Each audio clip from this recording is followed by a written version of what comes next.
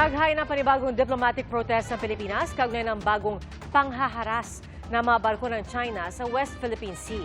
Ang barko ng BFAR na nasira matapos ang pagbangga at pagbomba ng tubig ng China Coast Guard, nakabalik na sa pantalan. At saksi live, si Rafi Tima. Rafi?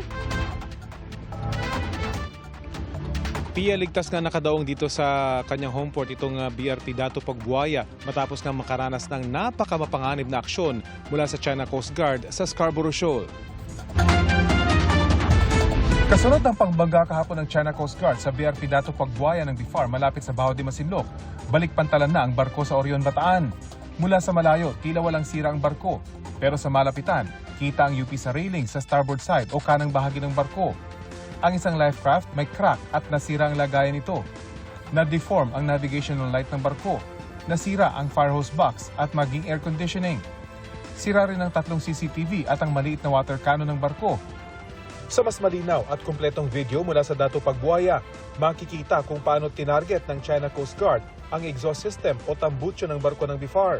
Kapag pinasok ito ng tubig, posibleng mamatay ang makina nito na lubhang delikado ngayong nasa gitna sila ng laot. Mabuti na lamang at may proteksyon ito. Sunod namang tinarget ng water cannon ng tangke ng krudo na pinang-resupply ng BFAR sa mga mangingisdang Pinoy. Kita ang tansik ng tubig matapos tamaan ng 3 malalaking tangke na gawa sa PVC. Nang hindi ito umubra, dito na binilisan ng higanteng barko ang antar nito hanggang sa abutan at banggain sa gilid ang maliit na barko ng BFAR. Ayon sa crew ng barko, tumagilid ng halos 40 degrees ang BRP Dato Pagbuaya nang bangkain sila sa gilid. Kung itinuloy raw ng China Coast Guard ang paggitgit nito, hindi raw malayong tuluyan silang tumagilid. Ayon sa BFAR, 2 taon pa lang mula nang ikomisyon ng BRP Dato Pagbuaya. Kaya nakakalungkot na marami na itong sira. Hopefully by next year, madagdagan ang ating mga floating assets. At in terms of quality, ay sinisiguro din naman natin na di kalidad ng mga materials. Ayon sa DFA, naghain na ng diplomatic protest tungkol dito ang Pilipinas laban sa China. Ipinotesta rin ang pagbabangga ng China sa barko ng BFAR sa Escoda Shoal. Are we going to summon the Chinese ambassador, Secretary? I'll be seeing him today. Well, I'll be seeing him.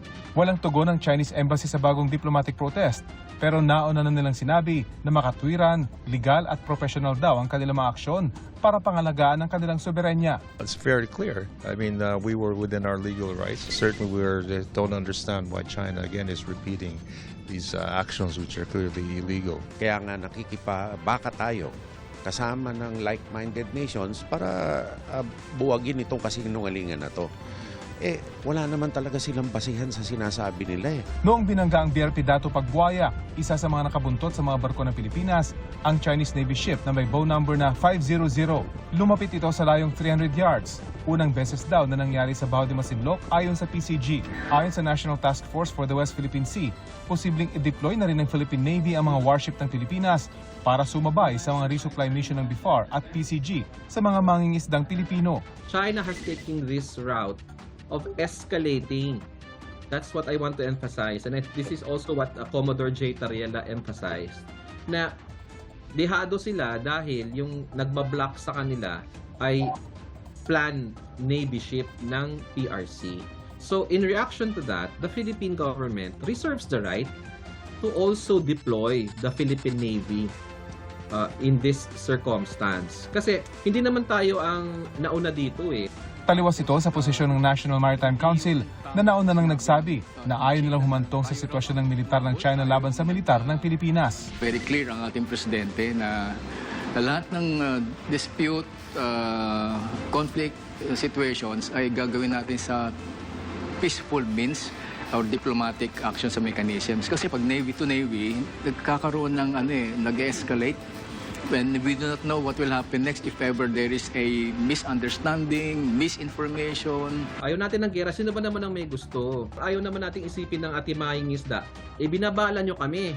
Di ba? And that is not the position of the Philippine government. Tumanggi magbigay ng komento ang Philippine Navy. Pero sa isang statement, sabi ng Philippine Navy, nagmamasid daw ang AFP sa lahat ng nangyayari at tiniyak na naroon din sila sa lugar. Bukas PIA inasahang magkakaroon ng malalimang inspeksyon dito sa BRP Dato Pagbuaya para malaman kung gaano talaga katindi ang tinimon nitong pinsala. Posible umanong abutin ng 3 linggo o higit pa ang pagsasaayos sa mga nasirang bahagi nitong barko. Live mula dito sa Orion, Bataan para sa GMA Integrated News, ako si Rafi Tima, ang inyong saksi.